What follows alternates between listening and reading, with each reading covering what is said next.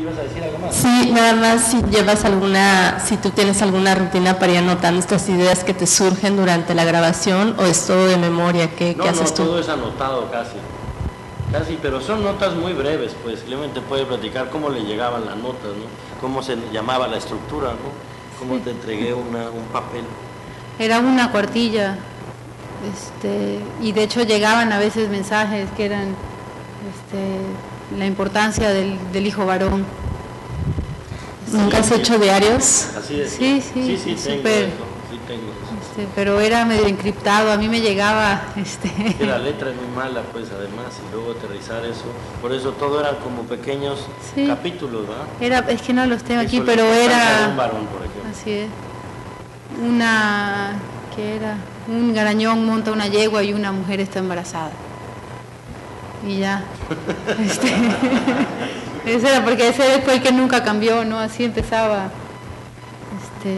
siempre. Entonces, te digo, yo me encariño un montón con las secuencias y me encariñaba un montón y entonces mis cortes, además de ser larguísimos, tenían unos bachesotes de acción porque yo quería poner en el lugar donde estaban los niños, habían 3 secuencias de niños haciendo cosas. Entonces me decía, no, pues se tienen que ir 2 y a esta quítale la mitad y yo, no, por favor. Y me enojaba y me salía y decía, no, es que ¿por qué? No es justo. No es justo. O sea, habían cosas increíbles que yo en algún momento tuve que entender, además que no iban a ningún lado, que no narraban nada, que es algo que hicimos ya llegando al corte final, que es ir secuencia por secuencia y tratando de identificar muy bien qué cuenta la secuencia, y esa tiene que abrirle la puerta a la que sigue. Si no se la abre y si no hay un punto donde tú puedas más o menos encontrar que eso tiene sentido, se tiene que ir. O sea, esas decisiones son muy radicales, pero cuando uno cierra un corte después de 8 meses la agradeces, ¿no? Porque tiene que haber un momento de desapego con el material, ¿no? O sea, hay algo que no hay que olvidar, que uno está haciendo una película. Y entonces, claro, hay un montón de experiencias que se van a quedar como para la parte más íntima, de los directores o del equipo de producción, de los editores, de los productores, etcétera, ¿va? Pero cuando una escena no contribuye a que la historia empuje hacia adelante, esa escena no tiene ningún sentido. Nos pasó, por ejemplo, ya llegando al corte final, que es de la que estábamos hablando, esta historia estaba llena, no llena, pero tenía muchas voces de pequeñas microhistorias que contaban a partir del testimonio, ¿no?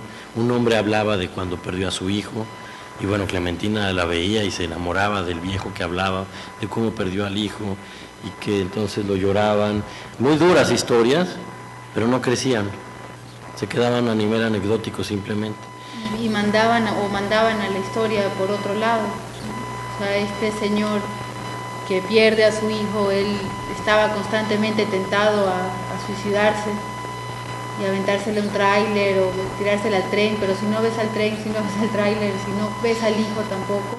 Y si no cuentas la relación de este padre, entonces se volvía como, finalmente el seguimiento de una pareja con un hijo era el de los que estaban esperando a que llegara un hijo.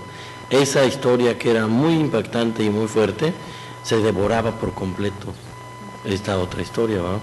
Bueno, eso en la realidad es muy trágico y eso siempre va a generarnos empatía, pero en la película que estábamos haciendo no contaba, porque entonces había que retratar y hacer una historia sobre un padre que pierde a su hijo, no sobre un pueblo que se escapa de la sequía, ¿va? Son decisiones muy complicadas y así se fueron muchísimos testimonios, ¿va? No, y secuencias bellísimas, ¿no? O sea, hubo que decidir cómo se contaba a los niños, si era con esta en la que se pelean, o como una secuencia de todos los niños sacando ranas de un estanque, que estaba increíble. Así es. Pero no, esa no hablaba de cuándo se enamoran, no daba entrada a toda esta adolescencia, a los conflictos que vienen, a la pelea de los grandes. Esta de las ranas, pues ahí se quedaba, ¿no? Y yo todavía como que la dejaba ahí entre los cortes a ver si pegaba, pero no. La maña, sí. Porque eso sí pasa con la edición a veces, hay cosas que tú sigue como empujando y a veces sí. A ver si la vendes, de hecho, así decimos siempre, ¿no? Véndemela y a ver si se queda, ¿no? Y si no se vende bien, se va, ¿no? Es así de radical a veces. Bueno, esta secuencia fue toda construida a partir de montaje, completa.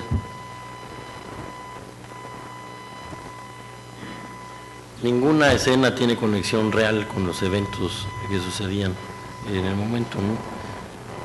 Quítale el silencio.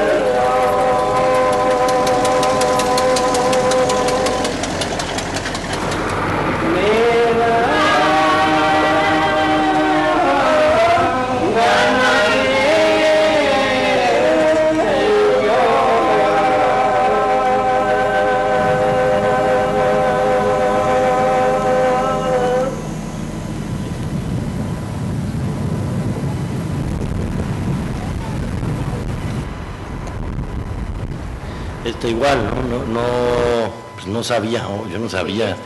Sí. Es la del mediodía. ¿Cuál? Entonces solas son haciendo tomas del mediodía de pollo. No, sí, claro, échale, sí. Bueno, mientras se va viendo. Es lo mismo, ¿no? No sé cuándo se va a morir una potranca, pues, ¿no? Y si se va a morir mientras yo estoy filmando o no estoy filmando. A mí me llaman y me dicen, una potranca nació mal, ven, que iban a ayudarla, ¿va? A la potranca. Yo llegué un poco antes y empecé a filmar en lo que llegaban a ayudar a la potranca. La potranca no se muere ahí, ¿va? La potranca no se muere en ese momento, la tienen que sacrificar unos 20 minutos después, llevarla a un corral y tratar de ver si caminaba o no caminaba, no caminó y la mataron, ¿verdad? Pero lo que hace aquí en el montaje es que lo que anuncia que la potranca se muere no es necesariamente que la potranca se cae, es cuando aúlla el coyote, ¿verdad? Eso en la yuxtaposición de imágenes es lo que dice, esta potranca que acabas de ver se acaba de morir, ¿verdad? Y eso hace un golpe emocional, por supuesto, de la historia, y no es necesariamente porque se cae, sino porque Clementina encontró que inmediatamente había que montar un aullido de coyote, ¿va? Que llega. Este pueblo pues no se vaciaba, ¿va? Por completo. Estas grabaciones fue un día que el pueblo estaba con mucho calor, guardados todos en sus casas, pero había que hablar y contar una historia de cómo los pueblos se van quedando vacíos, ¿va? No es que necesariamente todos los eventos sucedan como están montados, ¿no? Y la escena, la secuencia última con la que vamos a contar esto, también tiene que ver con cómo se construye a partir de una imagen pegada con la siguiente y qué significado le da a la secuencia completa, que es la secuencia cuando se anticipa la lluvia. Y lo mismo, o sea, cuando uno está filmando, y por eso sirve también trabajar con editores, porque el editor va a aportarle mucho a la narración que se está contando, que se está construyendo, ¿no? A mí me tocó una mañana, como a las 7 falta un montón, luego pone más rápido eso. en la mañana comenzó una tormenta de arena fuerte. Y entonces yo le pedí al equipo, salgan, vamos a salir corriendo porque a lo mejor llueve, ¿no? Y bueno, no llovió, pero lo que sí hizo es que se levantó muchísima tierra y la sensación que nos daba a todos es que algo malo iba a pasar, ¿no? Ya estábamos todos viajadísimos ahí en el desierto, no teníamos peyotes ni nada, pero ya estábamos como en otra, pues uno aislado allá, algo le pasa también, ¿no? Y sentíamos que algo malo iba a pasar, ¿no? Te pasaste un poquito. Y bueno, curiosamente lo que sucedía, y por eso es que cuando empieza a detonar los conceptos que se pueden trabajar, es que cuando va a llegar la vida, llega de manera muy violenta, de la misma manera en que la lluvia, ¿va? La sequía siempre llegaba como despacito, ¿va? Como de manera muy silenciosa, siempre va llegando la sequía y se va muriendo de a poco. Es pero como de la misma forma, perdón, que van entrando los coyotes al pueblo. Así es. Los coyotes se empiezan a acercar desde el minuto 15. Pero nunca se acercan del todo, ¿va? Hasta que llega la sequía y toma el lugar, ¿va? Y la gente ya se fue y ahora es momento de toda la naturaleza y las bestias para tomar el pueblo, ¿va? Bueno, eso siempre llegaba como de manera muy calmada y además ahí hay una secuencia que a mí me gustó mucho como editó Clementina, que es esta, porque comienza a haber un relevo de la carroña, como si hubiera jerarquías también de la muerte, ¿va? Primero llegan las auras, los opilotes a tomar los cadáveres, después es turno de los coyotes y luego llega la tormenta. Y luego llega la tormenta, ¿va? Como que una anunciaba que lo que venía ya, que ya se había muerto todo lo que se podía morir en el ejido, ¿va? Lo que venía era la vida. Y entonces yo me acuerdo que solamente le pedí a Clementina, ahora lo van a ver, hay un sonido que a mí, de las cosas que a uno le platican, cuando va a venir la lluvia se oyen las ranas que empiezan a cantar y a cantar y a cantar las ranas. Eso nunca está explicado, pero yo le pedí al sonidista Pablo Tamés, le pedí, graba por favor un ambiente del canto de las ranas. Y entonces le pedí a Clementina, cuando los coyotes se devoren el cadáver, empieza a meter, aunque después lo trabaja el postproductor de sonido y todo, pero ya hay que irle apuntando lo que queremos con el sonido, móntala para que se sienta al menos que a mí me daba la sensación de que la lluvia llegaba, evidentemente no a todos los espectadores, pero algo pasa, no importa si es clarísimo. Lo que sucedió fue que ella fue encontrando reacciones de los propios animales que ayudaban a contar mejor toda la secuencia.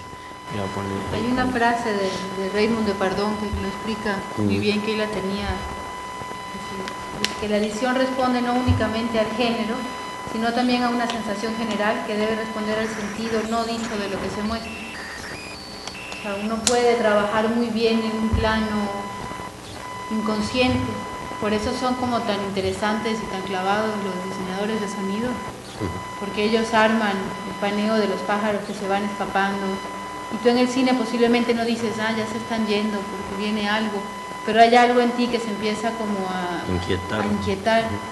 Eso lo hacía mucho Bergman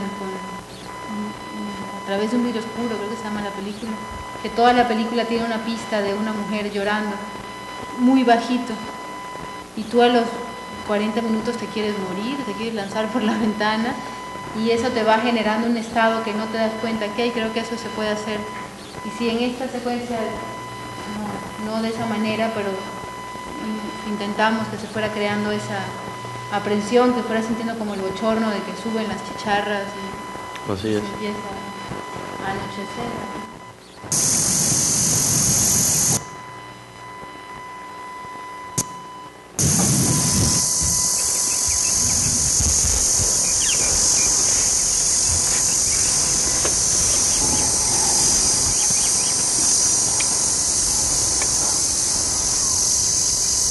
Incluso fíjense cómo se elige el plano con el que se abre el escenario, ¿va? Que eso es importante. Esta es la escena que abre el escenario. Es un sopilote que uno va dándole seguimiento y cuando abre el plano está llegando a donde está el cadáver, no se muestra el cadáver, aunque se muestre un rostro de burro muerto, es simplemente una escena inquietante, pero no está describiendo todo el espacio. Hay que dar información de poco, ¿va? Para que funcione la secuencia.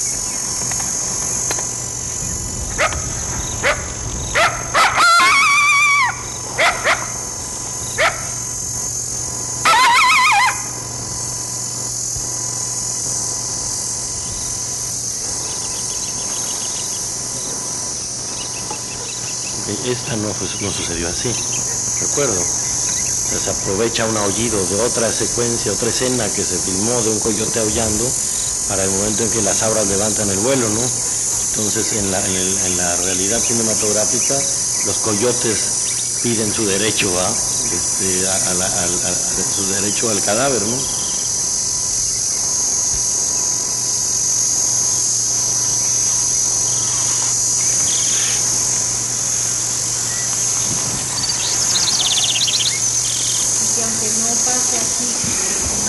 Pasa, los coyotes llegan cuando ya está más comida el cadáver, o sea, tiene el... Mire, por ejemplo, y aquí ella empieza a buscar estas escenas donde los coyotes levantan las orejas y lo que se empieza a escuchar son los cantos de las ranas.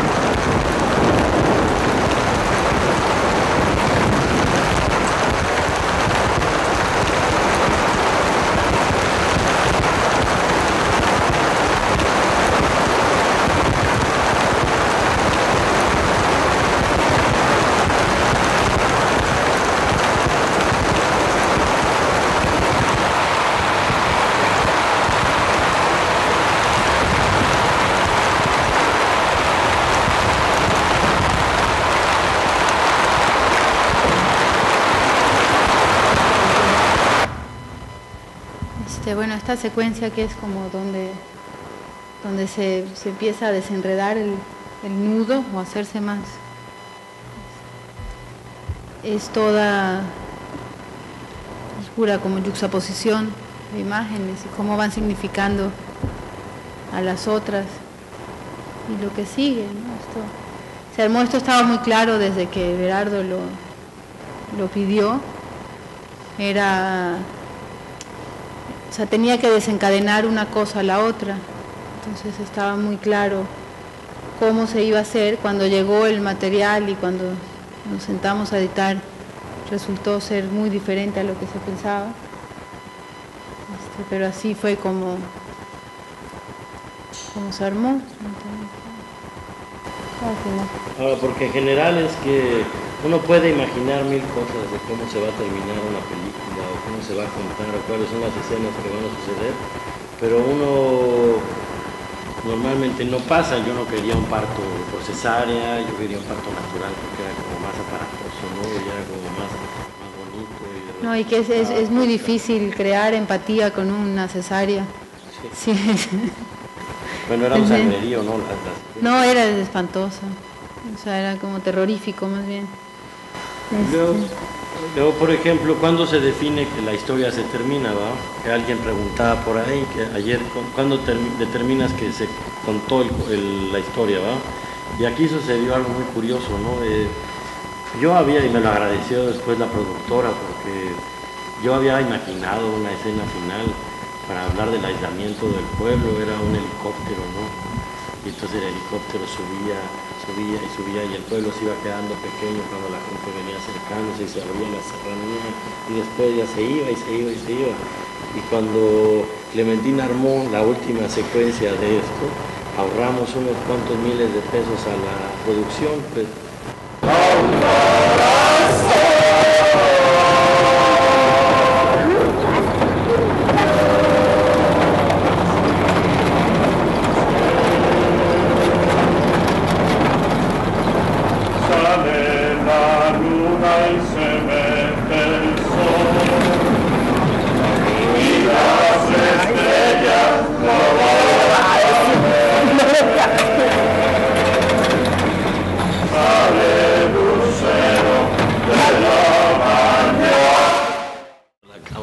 Ahorró unos cuantos miles de pesos, ya no hubo necesidad ni de rentar helicóptero, ni de abrir el plano para ver el rancho vacío. O sea, hay mucha intuición en la edición de un documental, en general en la edición, ¿no? O sea, elegir los mejores planos, ¿no? Que ni siquiera son planeados, pero un hombre que sonríe ya directamente a la cámara, o sea, que le sonríe directamente a aquel que está viendo la película, obligaba que la historia ya no tenía nada que contar, ¿va? Y entonces provoca una sensación bien distinta, ¿va? A cuando uno es categórico y dice, aquí esta historia se acabó, ¿no? Aquí la historia se vuelve a abrir un poquito, ¿va? Solamente por un tipo que se baja el sombrero y sonríe al espectador, ¿va? Bueno, cómo se llega a eso es como muy incierto, ¿no? Es pura sensación, ¿va? Es algo que te dicta a ti. Lo que decía Clemen es importante. El editor es efectivamente lo más cercano al espectador, pero el equipo que está construyendo finalmente va a ser el primer público que va a tener la película, ¿no? Entonces uno tiene que confiar mucho en si la película te está provocando a ti como editor o como director algo, o la sientes totalmente fría, porque si la película es totalmente fría para ti, para el espectador lo va a hacer. No hay sorpresas y no, pero casi siempre no hay muchas sorpresas. No, puede generar interés, ¿no? Más que sorpresa o empatía, te puede parecer interesante y quedarse ahí, y luego vas a buscar otra cosa que sí te haga sentir algo, ¿no? Así es. O sea, que cuando tengan algo que a ustedes sí les está moviendo el estómago, ¿va? Pues ténganle fe, ¿va? De que esa pequeña escena o esa pequeña secuencia va a funcionar. No porque les hace que la historia quede más clara necesariamente, sino porque algo les mueve la entraña, ¿va? Porque algo les provoca, sabrán ya ustedes qué. Pasó con lo de las fotos de la boda. Así es. Eso se contaba con ella doblando la ropa que estaba lavando y hablando de que ella había tenido muchos novios y que entonces se casó con Julio porque se la llevó y se enamoró y eso. No nos terminaba de cuadrar, ¿no? Sí, no provocaba, pues. Sí era bonita la escena, pero no provocaba nada, ¿va? Y era bastante prescindible, o sea, si no sabías que se habían enamorado era como cualquier otra pareja del pueblo, que no. Y cuando llegamos a esto nos dimos cuenta de que yo todavía la veo y hasta medio me chiveo, ¿no? Como que me sonrojo. Y eso pasa ya creo que al final, cuando ya las últimas 3 semanas o 2 semanas antes de entregar el corte, que te empiezas a enfrentar con las escenas y empieza ahí un diálogo interesante entre el director y el editor, que tienes que empezar un poco a justificar tus razones y el director un poco a cuestionarte y a ver qué es lo que está funcionando y qué no, y qué es lo que significan las cosas, porque antes creo que es más intuición y forma. Ahora, algo interesante que hablábamos el otro día es, traten de que el primer corte no sea ni un corte muy inteligente, ni un corte genial, ni nada por el estilo, ¿no? Es un material muy bruto. No traten de irlo puliendo desde el primer corte. Hay que editar las historias en un primer corte como de manera cronológica. Relatoría de eventos, básicamente, un evento tras otro que te va empujando la historia poco a poco, pero no tratar, o sea, bueno, no quiere decir que así se tenga que hacer, ¿no? Pero al menos a nosotros nos ha funcionado un poco así, no tratar de ser muy genial, ¿verdad? Con los primeros cortes, ni tratar de buscar que uno está descubriendo miles de cosas. El material solo te va a pedir para el segundo corte esas joyas o esas perlas que existían ahí y que a lo mejor no nos habíamos dado cuenta. Mucho viene desde el rodaje, pero otros materiales se descubren, como esa secuencia que les mostramos de este hombre que se alegra porque va a tener un hijo varón. Eso sucedió en el montaje, ¿no? Simplemente, o estos coyotes que piden permiso a las auras para llegar al cadáver, son descubrimientos que el montaje va arrojando, ¿eh? O que el editor empieza como a contribuir para que la historia se cuente mejor. Abrimos a preguntas de ustedes.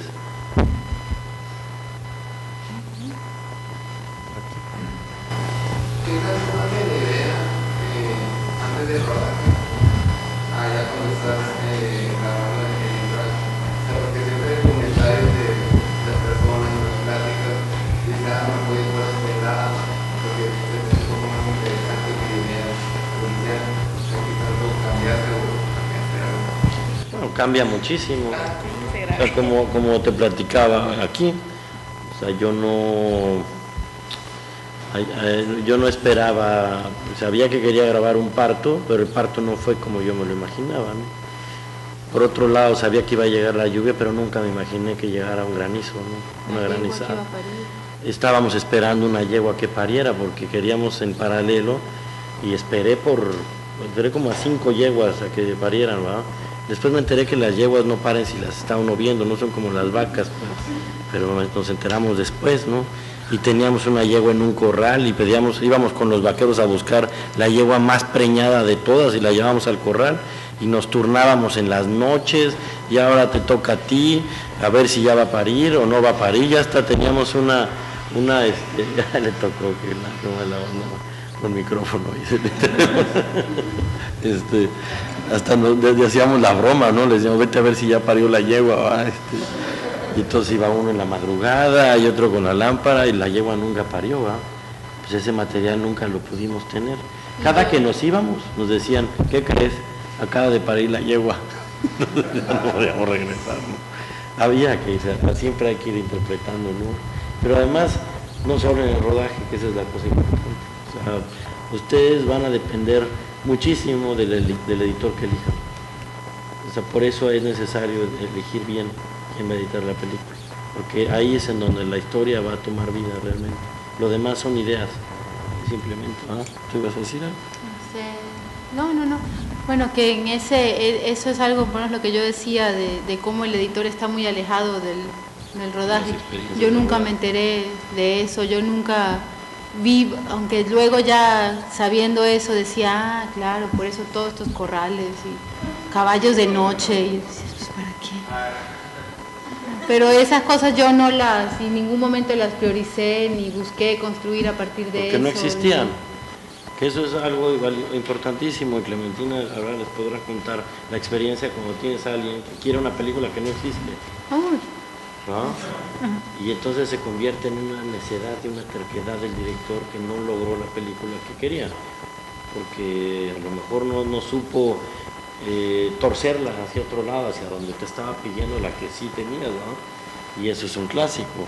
Si yo me aferro, como le pasaba por ejemplo a los coyotes, que le decía a Clementina, búscate, por ahí hay unos coyotitos recién nacidos. Nunca existieron los coyotitos recién nacidos. Él se imaginó que los había filmado, pero... O no prendió la cámara, como pasa. O sea, de hecho, la única escena donde los coyotes aúllan en cuadro, él está todo el tiempo diciendo, mírala, está preñada, mírala. Sí, se le ven las chichas. O sea, eso tuvo que volverse a construir de cachitos de otros coyotes que se mezclaron, porque él estaba viajadísimo con su onda de que habían encontrado una coyota preñada, entonces era buscando dónde estaban los cachorritos, pero no los grabó. Y entonces eso es algo que bueno, estaba leyendo de otros, de los editores de las películas de Hollywood, que hay uno que se llama Walter Murch, que tiene un libro bueno acerca de sus historias de edición, que él no va al rodaje, porque los rodajes siempre llega alguien y le dicen, los actores sobre todo, Soy de modo silencio. Al micrófono, ¿no? Y él decía que los actores se le acercaban a decirle que lo dejaran bien y que usaran tal lado y que vieran tal cosa. Y a mí me pasaba eso con el fotógrafo de naturaleza, que me decía, no, es que mete a la cuerva cuando le va a dar de comer a los cuervitos. Decía, pues es que no. Y te faltan cuervos y le falta meter no sé qué. Y además él no sé cómo hizo una cámara que perseguía una abeja por entre las ramas, pero a mí no me servía de nada. Y yo sé que le había costado un montón de trabajo porque se metía a una cosa y salía, y yo no sé cómo le hizo. Y pues fue una bronca grandísima porque cada vez que me lo encontraba en el pasillo me decía, ¿y la abeja? Allá tenías, ¿no?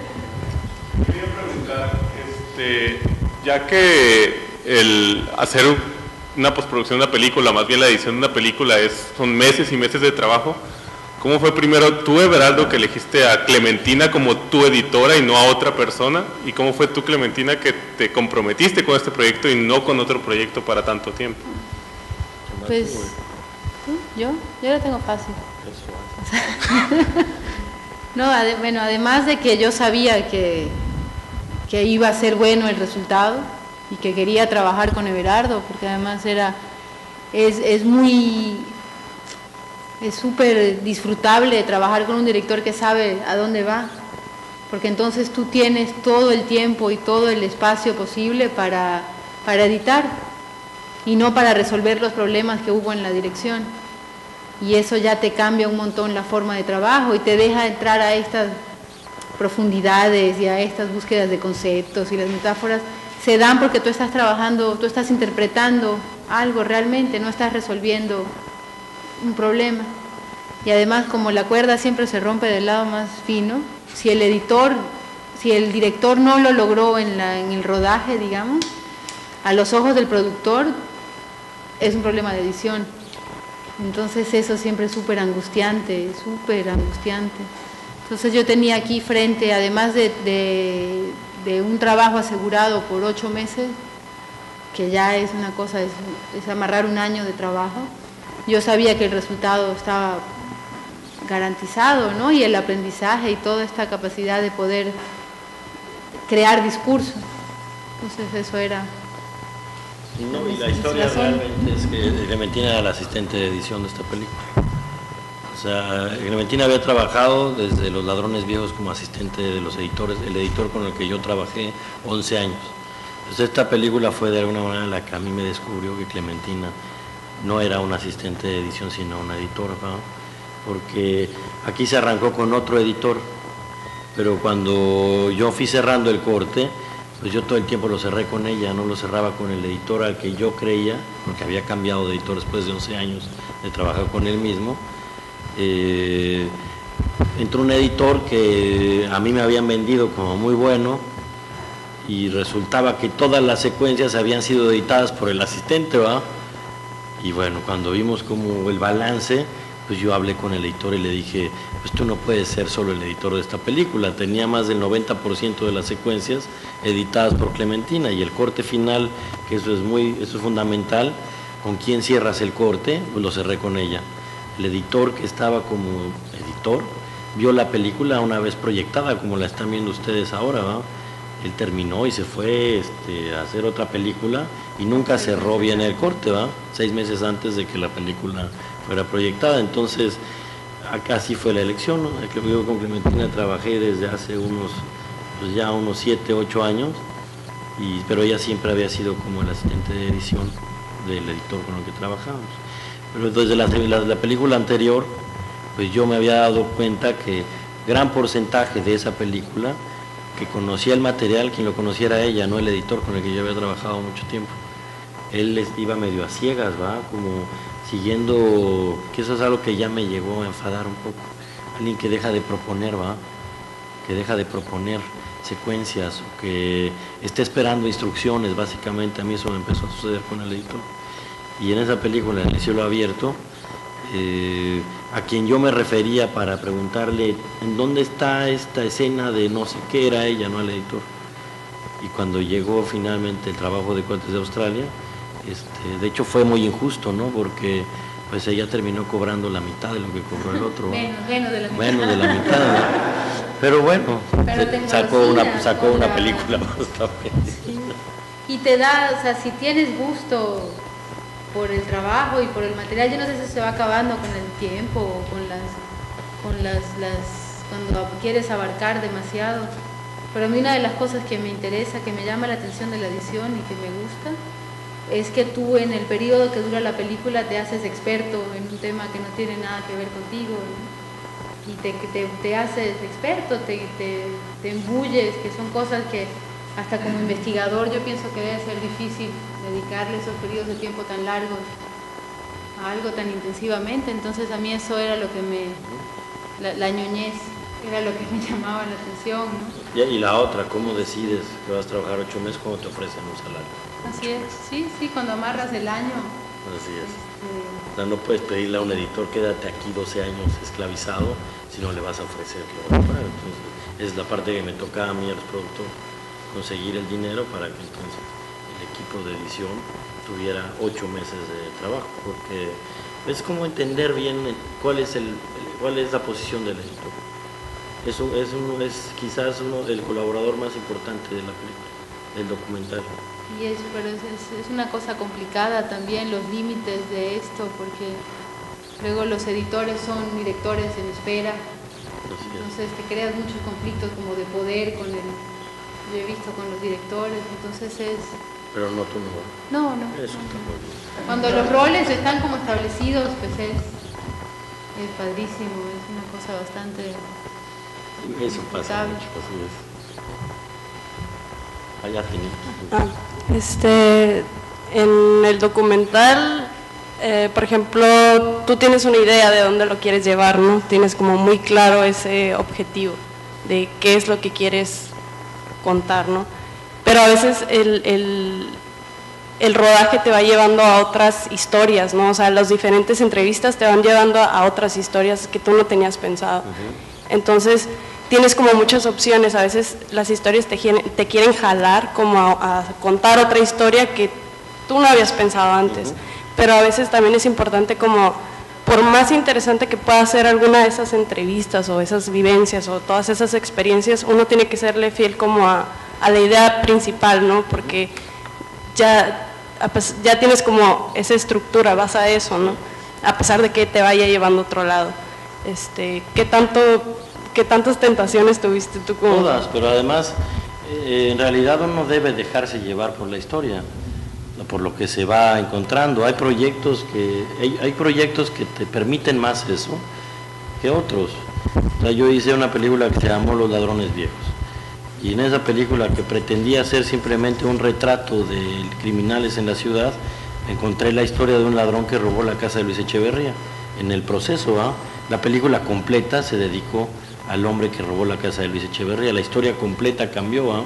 En este caso, como platicaba, pues habían historias muy fuertes, pero no crecen. Entonces tiene que ver no solamente con tener grandes anécdotas en una historia. La historia no se construye solo a partir de grandes anécdotas, ¿va? O sea, las anécdotas tienen que estar al servicio de la narrativa, de lo que va a funcionar, la peripecia famosa, ¿va? Lo que hace que cambie la historia hacia otro lado, ¿va? Cuando esa anécdota que estás escuchando no es suficiente como para cambiar el rumbo de la película, se quedó como anécdota. Y es de estas secuencias complicadas que hay que decidir eliminar, ¿no? Esta situación fuerte, porque además pues es un hombre bronco el que contó lo que sintió el día que su hijo murió, y cómo llegó y lo encontró. Es una historia fuerte, pero no necesariamente sirve para la narrativa de la película. Esa era una tentación, ¿no? Se probó inclusive, pero como no progresaba y no empujaba la historia hacia otro lado y tampoco le daba la vuelta, pues esa no crecía. Es tal cual, es como... no es que tenga uno claro cómo se va a contar la película y de qué se va a tratar la película. Hay proyectos que sí lo permiten, ¿va?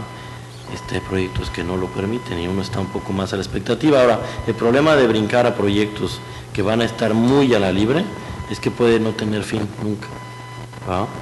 Es una mezcla de lo que uno quiere contar, porque finalmente yo no soy un reportero, no soy un antropólogo. Entonces sé que estoy eligiendo esta historia porque hay algo ahí que yo quiero contar, no porque esa historia me interese nada más, ¿no? O no porque esa realidad sea atractiva para el resto, es porque yo quiero contar algo a partir de esa historia. Eso de alguna manera define, ¿va? Hasta qué lado vas a dejarte llevar por la tentación de una historia que te va a conmocionar y otra que no. Lo que sí yo evito son las famosas escenas o las historias de lágrima fácil, ¿va? Porque eso es eso es melodrama, y el melodrama, pero es melodrama de televisión, ni siquiera como género dramático, ¿no? El melodrama no crece, ¿va? Es como un niño tonto, ¿va? Me gusta más, por ejemplo, que lean las piezas, ¿no? La pieza es algo que crece más como género dramático. La pieza es un melodrama que crece, ¿va? Que se catapulta hacia otras cosas. Hay que entender qué tipo de historia estás teniendo en la mano. Bueno. Creo que sí. Y la tragedia no quiere decir que la tragedia sea que un niño murió. Eso es una tragedia en la vida real, pero no en la pantalla. O sea, una tragedia en la pantalla se construye por el género. Es un personaje que anuncia su asesinato, es un personaje trágico, ¿va? Aunque haya sido una tragedia que lo hayan asesinado, ¿no? Son cosas distintas, pues. Creo que, bueno, yo he visto en mi experiencia, creo que también hay veces en que a los directores se les puede ir un poco de las manos la historia, o inconscientemente filmaron una historia que no es la de la carpeta, digamos, la que ellos empujaron primero. Entonces yo creo que es importante a veces, pienso yo, para que se pueda dar ese cambio ya una vez que estás frente a la historia, frente al material, porque a veces no está ahí la historia que tú estabas buscando, pero porque hay otra los mejor. Personajes, pero hay una mejor. Y creo que eso es muy difícil para los directores, o sea, yo que lo veo desde afuera, tener la capacidad de decir, eso no era, pero mira todo esto de lo que hablan, porque pues, estás partiendo de la realidad. Entonces no siempre es lo que uno está buscando, o no siempre tienes la capacidad o la fuerza de llevarla por ese lado. Y a veces cuando se escapa un poco de ese camino, pues salen cosas increíbles. De hecho, también, esa es la cualidad del documental. Si no, pues lo mejor es escribir guiones, donde las cosas van a cuadrar como uno las imagina, donde la gente va a decir lo que uno quiere que se diga, y entonces pues se hace otro estilo, ¿va? Se hace otro género, se filma de otra manera. Hay que tener como esa capacidad de entender que yo quería una historia. En este caso no fue, pero en el caso de Los Ladrones Viejos sí. Yo quería contar esto, pero el material, incluso en el estilo, que eso es importante. Y yo quería una película, hice una película muy basada en un testimonio, en la entrevista. Bueno, mi intención era hacer una película como esta, con Los Ladrones, va mucho más visual, etcétera. Pero si se te planta enfrente un hombre con una narrativa extraordinaria y uno se aferra y dice, no, yo quiero que esto tenga este estilo, estás echando para atrás a un extraordinario personaje que te va a construir la película entera. Entonces ahí decides ni hablar, ¿no? No es la película que buscaba, pero es la película que tengo, ¿no? Esa parte, porque si no está uno capacitado o uno no está dispuesto a permitir que el material te dicte hacia dónde, lo mejor es escribir ficción. y dirigir actores y decirle al fotógrafo, yo quiero que esto se cuente aquí y aquí y aquí, y al de efectos especiales, y aquí entran unas nubes y sueltan los relámpagos, ¿va? Bueno, pues eso es otra manera de hacer las películas, ¿va? No es, aquí es como donde brinque la liebre, dicen, ¿va? Donde brinque la liebre tiras y después empiezas a construir. Claro, no de manera tan arbitraria, hay medio que imaginar e inventarse, ¿va? Hacia dónde va la historia. ¿Tenías una pregunta? Perdón. Bueno, sí. Tengo dos preguntas rápidas. La primera es si es buena idea que el editor esté como, no es el set, pero en el lugar, conociendo los personajes, o si es mejor que los conozca como ya solamente con el footage, ¿no? Y la segunda, creo que dijiste algo así, Berardo, como que el montaje debe hacerte sentir que la cámara no está ahí, ¿cierto? ¿No? Algo así como... No, y que la cámara no actúe como que no está. Matrimonio. O sea, no. ¿Le digo? Sí. Gracias. Dijiste cuando vimos la secuencia de cuando están juntos viendo las fotos, que eso era una opción a meter la cámara y esperar que ellos hablaran como si ok, no ahora la te cámara. explico esa Sí, parte. es eso, ¿no? Ahora sí, ya entendí. No, ya entendí bien, ahorita te traduzco lo que intenté decir, ¿no? Pero si quieres tu cuenta, sí es importante que esté uno el editor. Yo pensaba que era importante hasta que me di cuenta que yo lo que quería era ir a los rodajes, porque quería viajar como todos. Pero pensándolo bien y con las cosas que he estado como leyendo e intentando ver, creo que es importante que no vaya por esa misma del desapego emocional al material, y creo que eso te hace dar una visión muy fresca de las cosas. Entonces yo pienso que es bueno que no vaya. Es malo que no salgas de viaje, pero es bueno que no vaya el editor al rodaje, porque te empapas de muchas cosas. Entonces tu forma de acceder al material tiene que ver con otras cosas. Y además te obliga a generar la emoción en el montaje. O sea, porque pues a lo mejor una escena en la que estuviste tú presente durante la filmación, a ti te va a decir mil cosas porque lo viste ahí, ¿no? No quiere decir que eso en la pantalla se esté contando. Y puede ser muy truculento, engañoso, porque tú empiezas a creer las cosas que estás haciendo, empiezas a dar las cosas por sentado, y en cambio cuando estás nuevo con el material, cuando llegas por primera vez, todo es emoción, entonces tú creas las empatías y las cosas buenas y malas muy rápido. A mí me pasaba cuando Vero estaba filmando El cielo abierto, a mí me llegaba material para sincronizar y para organizar, que era muy chistoso como yo me daba cuenta a la gente que le caía mal, por la forma en que le hacía las preguntas y por la forma, entonces me daba mucha risa ver por qué era que le caía mal y cómo cambiaban las preguntas y cómo cambiaba la forma de ser, y ya yo por ahí me iba llevando, pero pues es todo parte de ti, no de las referencias ni de las cosas externas. Entonces yo creo que no. Y del material, ¿no? Ahora, lo que yo me refería es que prefiero yo construir una secuencia que hable sobre intimidad a partir del montaje que metiéndome a la cocina y al cuarto donde estos duermen. A eso me refería, ¿no? Prefiero que al menos generar la emoción o la idea de que hay intimidad en ellos dos a partir del montaje, que verlos a ellos dos durmiendo y estarme metiendo y decirles voy a venir a las 12 de la noche, voy a pasar toda la noche contigo con la cámara, hagan como que no existo, ¿ah? Está cabrón, ¿ah? Es que mejor hay que buscar cómo se construye con ellos. ¿Tú tenías una pregunta? Y cuando tú no viajaste, tú no estuviste, no tienes esa especie de apego a lo que te voy a lo que sucedió, pero cuando estás tanto tiempo sentado frente a tanto material, ¿cómo haces para tener una forma más objetiva de edición? Cuando te estás empapando como una especie de reset. Pues es que yo sí le tengo apego al material, no le tengo apego a las personas, pero al material sí genero apego. Y eso es bien difícil, o sea, de hecho, bueno, aquí son como vacaciones pagadas, pero como un mes y medio antes de que se empiece a llegar al corte final, yo ya no veo el material por 2 semanas o 3 semanas, ya no trabajo, porque sí te sobrecargas un montón y es muy difícil luego ver ver desde afuera si lo que estás viendo está bien.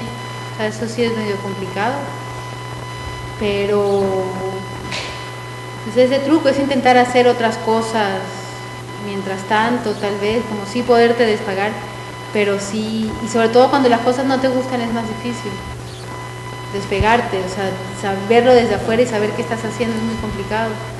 Pero en esto, por ejemplo, era muy, o sea, en los momentos de mucha sobresaturación de esto, yo intentaba ir buscándole a las cosas de naturaleza.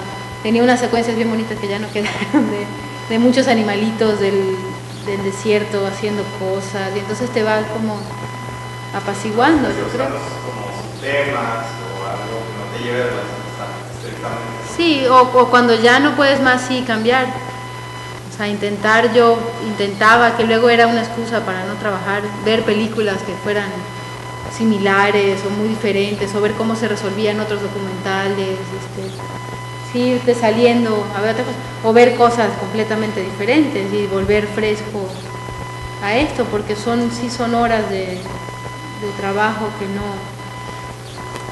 no te permiten verlo muy fuera. Y por ejemplo, yo en este caso, a medio camino de la edición, nos veíamos 2 veces por semana. O sea, yo le mostraba el corte 2 veces por semana a Everardo, digamos que... O sea, nos veíamos diario para desayunar y todo ese circo, pero para ver una película nos veíamos nada más 2 veces por semana. Entonces, digamos que los lunes lo veíamos, lo veíamos y él me decía tal cambio, esto no, esto muévelo para acá, esto para acá, y el viernes veíamos los cambios. Entonces yo tenía cosas nuevas con que trabajar. Cuando te dejan solo es que es dificilísimo. O sea, cuando te sueltan un material y te dicen ahí vele buscando pero no hagas nada, es lo más complicado del mundo. Porque te empiezas a mover entre las mismas personajes y las secuencias, pero no estás haciendo nada, no vas a ningún lado. Entonces es súper confuso. Yo creo que es mejor cuando te dan dirección y te dan indicaciones y tú de ahí partes, entonces todo es nuevo. Vas intentando buscarle la forma. Luego dicen que es como Tetris, pero yo pienso que es más bonito meditar que... Oye, y además no te olvides que no hay objetividades aquí, pues. Siempre estás trabajando con los objetivos, ¿no? No hay manera de que tú tengas una visión objetiva de la historia. Siempre es emocional y eso va a ser subjetivo. A veces depende de cómo te despertaste, pues. Entonces, claro, ves la película que el día anterior decías qué bonita quedó, la ves el viernes siguiente y dices, esto está mal, no va de nuevo, vamos otra vez y así, ¿no?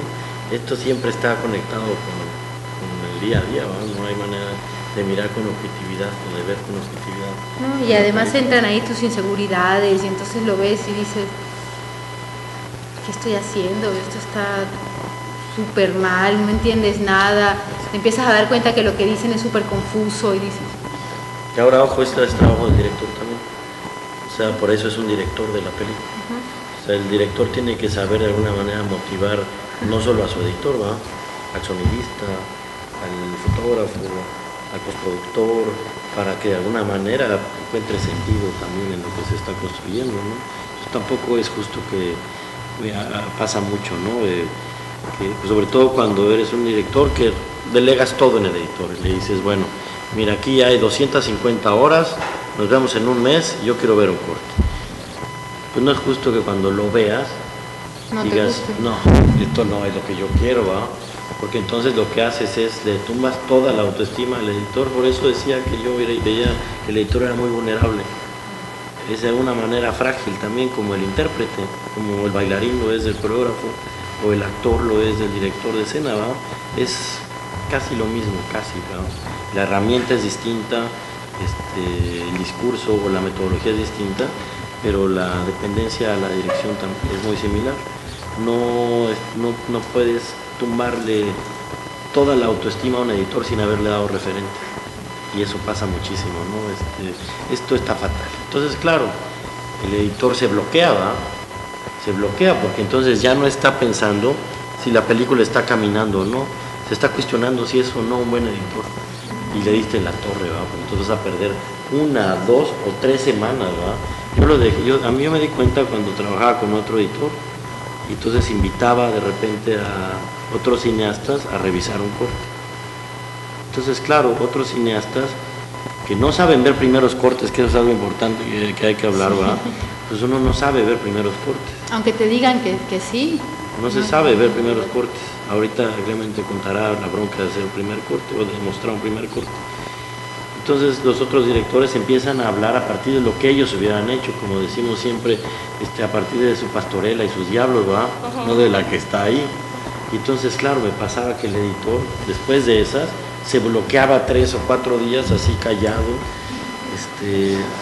Bueno, él es un hombre complejo, pues, ¿verdad? Pero se quedaba callado 1, 2, 3, 4 días. Entonces le pedía secuencias y ya estaba bloqueadísimo, porque lo que se estaba cuestionando es si era o no un buen editor. Esto no olvides que trabaja con la autoestima y con los egos. No, todo esto trabaja así. No hay que golpearlo, no hay que ser tan gacho. ¿Eh? Y uno intentar no tomárselo tan personal. O sea, tú escuchas a tu director, de resto te hace un montón de ruido, pero hay que intentar de alguna manera dejarlo. Un error es poner a otro editor, ¿verdad? Sí, así, sí. Sin pedirle permiso al editor. Eso es un error. Estás picando. No, qué sé yo. Gallos, Mira, pues, yo tengo un ejemplo específico. Yo estaba haciendo un programa de televisión de Rigoberto Pérez Cano, el director de Norteado, y es un director de Oaxaca, simplemente es de Oaxaca, de un pueblo que se llama Sachila, que está a media hora de la ciudad de Oaxaca, o sea, es una ciudad pequeña. Y entonces yo fui a ver el corte con el productor, porque el director no estaba, y llegó otra persona, otro director, a ver el corte, y lo vio y me dice, está muy... Eso hablaba de la ópera prima, era el programa, acerca de su primera película. Y me dice, él se queda así, dice, no, es que está muy mal, porque no hablas del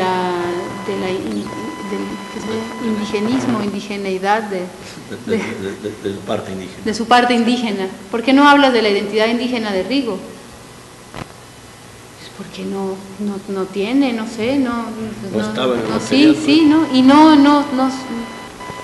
es eso, pues, él vive en la ciudad. Yo le digo, pues es que no es, pues no está, no es. No, ¿cómo no? Y me empezó a decir, es que tú no entiendes de las tradiciones mexicanas y que es muy distinto la tradición y el indigenismo. Otro director que no tenía que ver con el entonces yo en algún momento dije, me voy a parar y me voy a ir, ¿no? Me voy a empezar a pelear con este señor, y de repente dije, que se pelee el director, que se vayan por allá, a mí no me pidieron esto, este señor no es así, yo estoy construyendo aparte de lo que me pide el director. Y lo hablábamos el otro día, creo que hay un momento, como cuando vas en bici y dejas de sentir las piernas, cuando te empiezas el momento en que el director se vuelve un medio para que tú empieces a desarrollar cosas. Entonces ahí se vuelve bonita la edición, pero realmente no te puedes dejar llevar por lo que te dice todo el mundo, porque además ahí todos son directores y todos son editores y todos son críticos, entonces es bien fácil decir, ¿por qué no hablaste de la indígena? ¿Por qué no hiciste Apocalipsis Now? Exacto, sí, te hubiera dicho. Bueno, mi comentario era precisamente retomando el tema que se discutió antes, del apego o la distancia que se tiene del material, y me parece bien interesante lo que ustedes están actuando ahora en esta presentación, en esta discusión, diálogo entre ustedes, porque muestra algo que no corresponde a lo que dicen los manuales de edición o los manuales de cómo hacer los documentales, que es normalmente el editor es el que tiene la cabeza fría y el director es el que tiene este apego al material, pero en la conversación que ustedes tuvieron, como tú construiste, porque tú hiciste la manufactura de estas secuencias, mostrabas, o por lo menos eso es lo que creo que se está proyectando en la conversación, empujabas y tratabas de vender la necesidad, pero al final en esta decisión del corte final, al parecer, y esta es como ¿fue así o no fue así? Sí, ¿Qué sí. tipo de argumentos fueron? Parece que fue Everardo, ¿no? Y bueno, en una discusión, obviamente, pero Everardo diciendo, esto no hace que la historia vaya, esto no, y normalmente no es el papel del director, o no se ve, no está reflejado en estos manuales, me parece interesantísimo. Y es distinto de dónde viene el apego con el material.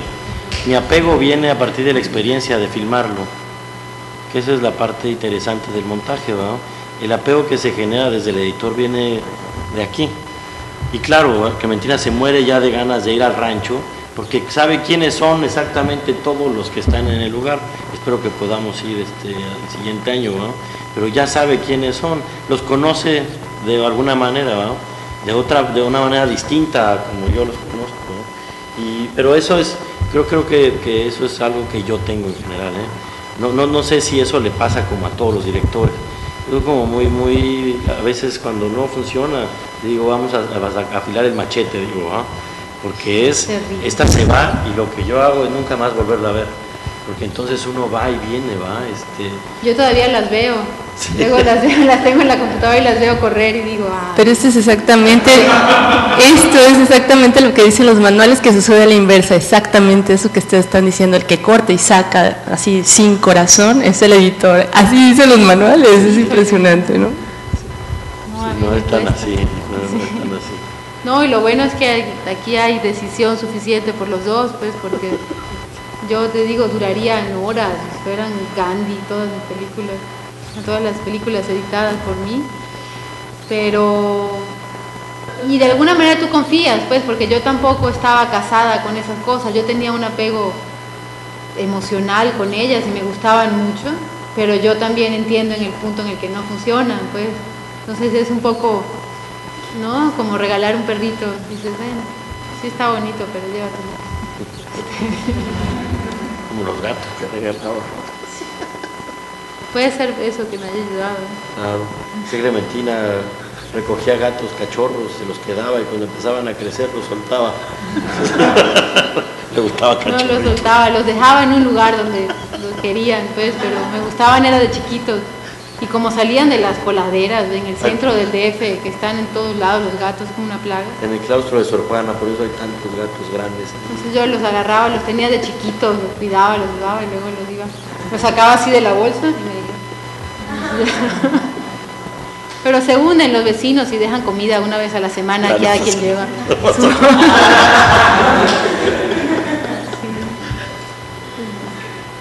¿Qué más? Don Adolfo Soto, ¿no tiene usted una pregunta?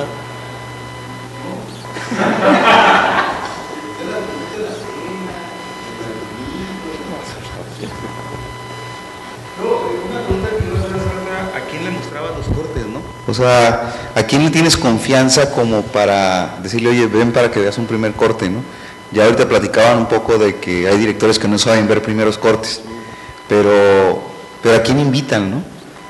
O sea, ¿qué visión esperan de ese director que va a ver un primer corte, no? Y yo casi a los mismos. ¿Te acuerdas del primer corte? Qué malo fue, el primer visionado de corte en Patos. ¿Quién fue? Fue Sigfrido Barjau. Ajá. ¿Cómo se llama el productor de Poveda? Emilio Mayé. Emilio Mayé. Sí. Aparece porque se le iba a vender la película. Sí. Pero fueron estas tres y otra persona más, no me acuerdo qué fue. Y fueron, bueno, yo no sé, yo creo que no había estado en muchos visionados con público, pero yo salí... Se dormía, pues es que el corte duraba 2 horas y media, ¿no? Era un tabique, pues, ¿no? Pero mira, yo generalmente invito a Paul Leduc, a Felipe Casals, a Jorge Fons y a Carlos Carrera y a Sigfrido Barjau. Son como las 5 personas que yo les pido que me revisen un corte. Y les pido que lo revisen porque sé que lo que ellos van a decir es relevante, ¿va? Nunca va a ser a partir de si les gusta o no les gusta, va a ser a partir de qué funciona y qué no funciona. Entonces procuro siempre invitarlos a ellos. Solo en el caso de Cuates creo que no, después me lo reprocharon, ¿no? Porque ya estábamos como habituados a que yo les mostraba los cortes. Y siempre, nunca es el primer corte, ¿eh? Eso también, no. Si quieres, porque el primer corte es un horror. Es como decía, yo le decía a los productores de Cielo Abierto antes de que me corrieran haciendo la película, decían que ellos querían ver el primer corte. Y yo les decía que no, que es como ver algo bello destazado, ¿va? Las vísceras y el estómago, pues por más interesante nunca va a ser bonito, ¿va? Y así es un primer corte, está lleno de eso. Yo soy alguien que no sabe ver del todo los primeros cortes. O sea, lo sé ver y no, porque soy muy pesado, pues también eso sí lo sé. No me gusta a mí que me enseñen un primer corte que no tiene de alguna manera el sonido medio pulido. O sea, estos cortes que tienen la voz que se corta y luego el sonido que se calla y luego una secuencia completa sin sonido porque no se ha montado, o un espacio en negros, yo tampoco sé ver los primeros cortes. Bueno, y aprovechando que ya tengo el micrófono, pues abogar para que esas secuencias que ama Clementina se queden en el DVD, ¿no? En los materiales extras. Se va a mañana a editar de nuevo. Están editados, porque además esos eran los que les dedicaba un montón de tiempo ahí para ver a ver si sí pegaban. Había uno increíble de un juego de base en el rancho, y imagínate que dan el tercer out y viene una nube de polvo, se lleva como que los jugadores se van saliendo y va entrando el polvo. Increíble. Yo la veía y decía, no puede ser. Como yo quería que abriera la película esa. No. Y creo que esa vez que la vio Sigfrido fue cuando nos dijo, cuando te dijo que la candelilla no se entendía, por ejemplo, que toda la siembra de candelilla que él no había entendido. Entonces decidimos no contar más. Y entonces ahí, exacto, se empezó a buscar a ver si se podía entender, y explicarlo era complicadísimo, porque entonces tenías que meterte a ver de dónde traían el agua, cuántos litros se usaban. ¿Para qué se usaba? ¿Qué era esa cosa? Y te empieza a empujar 10 o 15 minutos de una historia para explicar algo que no tiene ninguna relevancia. Muy bien. Bueno, pues muchas gracias. Con eso terminamos nuestra labor.